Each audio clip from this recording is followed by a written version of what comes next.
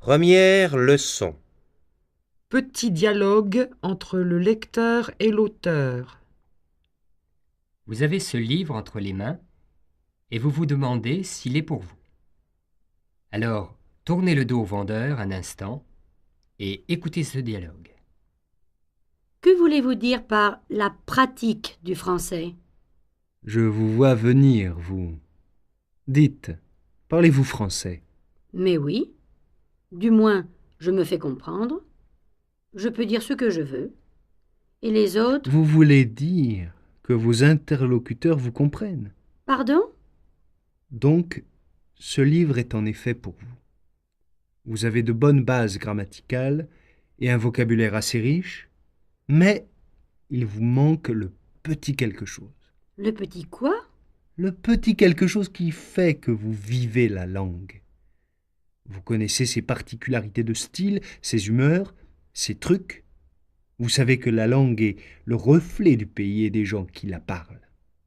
Bref, vous avez besoin de la pratique. C'est bien plus que les textes. C'est un voyage à travers la France et le français que nous ferons ensemble. Alors, on y va? Mais d'abord, voyons ce que l'avenir nous réserve. Exercice. J'ai trop fumé. J'ai mal à la tête.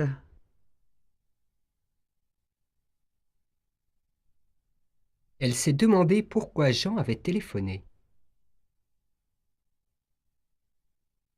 Il n'a pas assez d'argent. Il lui manque 10 francs.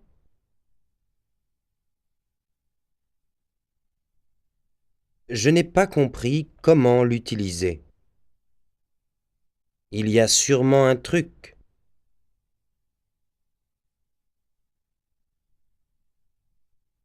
C'est bien plus qu'un simple livre d'exercices.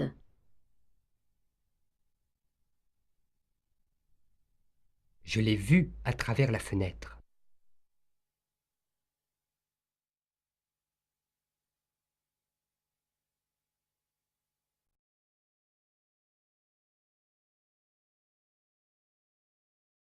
Deuxième leçon.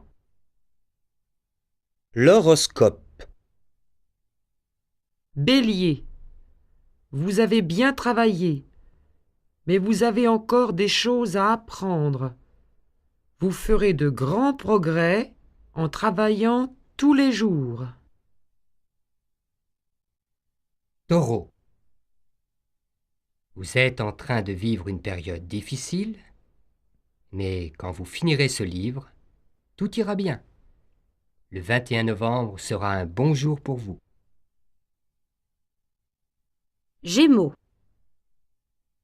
Malgré quelques difficultés au départ, vous pourrez désormais vous débrouiller partout. Apprenez vos verbes irréguliers. Cancer. Si vous y passiez un peu plus de temps, vous pourriez apprendre plus vite. Ne vendez pas votre voiture à un homme aux cheveux noirs. Lion. Il ne faut pas que vous preniez votre étude trop sérieusement. C'est un plaisir et une distraction. De quel signe du zodiaque êtes-vous? Vous plaisantez. Nous, les scorpions, nous ne croyons pas à ces choses-là. Exercice. Désormais, nous pourrons apprendre le français facilement.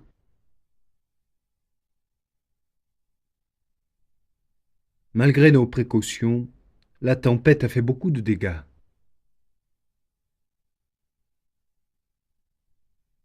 Qui est cette femme aux yeux bleus là-bas?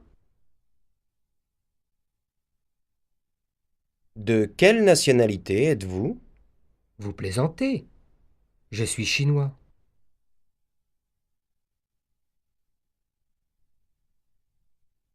Passez-y plus de temps. Vous verrez les résultats.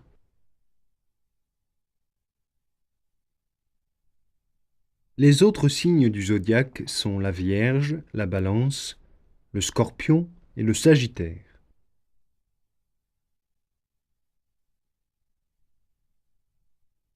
le Capricorne, le Verseau et les Poissons.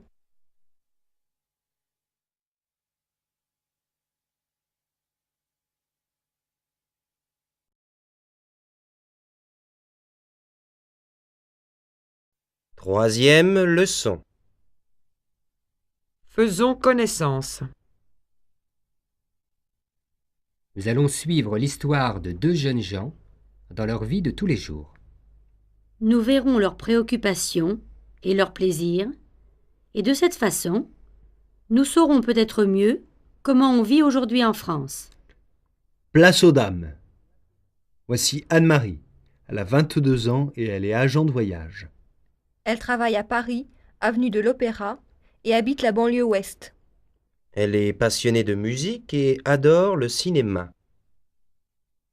Et voici Laurent. Ce jeune homme de 20 ans est en 2e année de lettres à la Sorbonne. Ils se connaissent depuis 6 mois. Ils se sont rencontrés par hasard au quartier latin. Mais leur première rencontre n'a pas été très romantique. Écoutons plutôt la version d'Anne-Marie. Exercice. Je comprends mieux comment on vit en France la vie de tous les jours.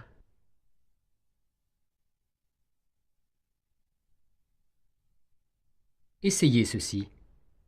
Vous verrez, c'est très efficace.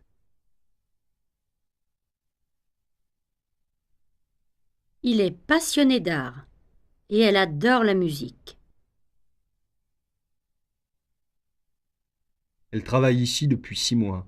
Elle est ingénieure. On s'est rencontrés en vacances cette année. Tu veux dire, nous nous sommes rencontrés. C'est mieux.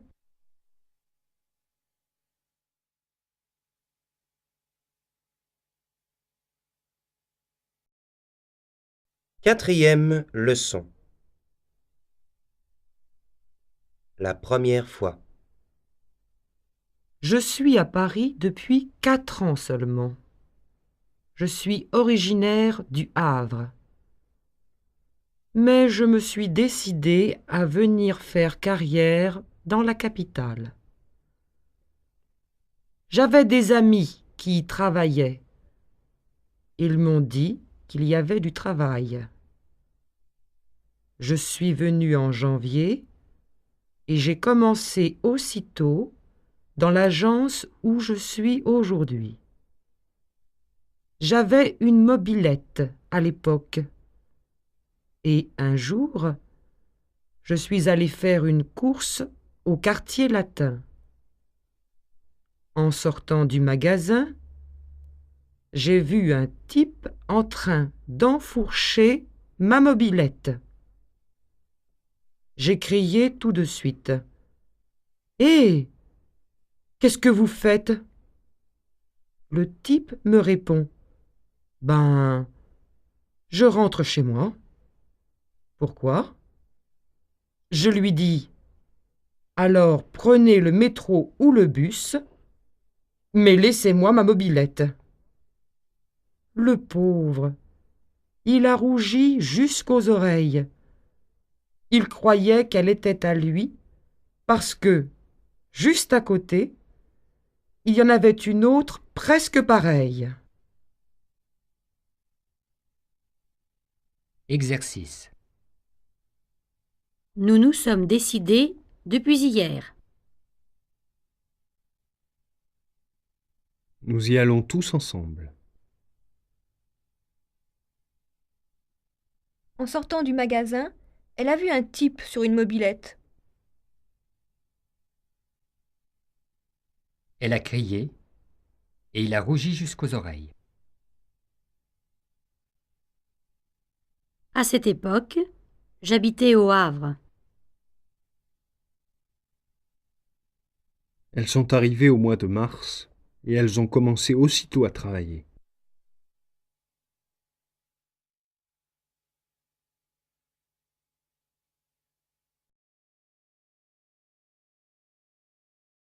Cinquième leçon.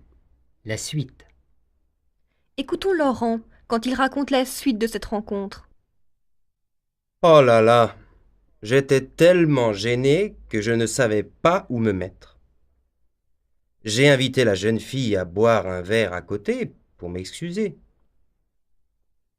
Nous avons bu un café et nous nous sommes mis à bavarder de tout et de rien. Je l'ai trouvée très sympathique. Elle ne connaissait pas grand monde à Paris.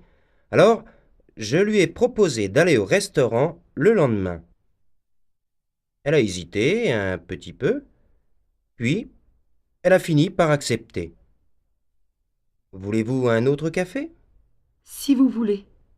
Garçon, 2 cafés, s'il vous plaît. Dites, que faites-vous demain soir? Rien. Pourquoi? Je pensais, c'est-à-dire, enfin, si vous voulez, nous pourrions aller dîner ensemble. Je ne sais pas. J'habite en banlieue et puis je travaille demain. Pas de problème, je vous raccompagnerai après. En mobilette, je suppose. Exercice. Il était tellement gêné qu'il ne savait pas où se mettre.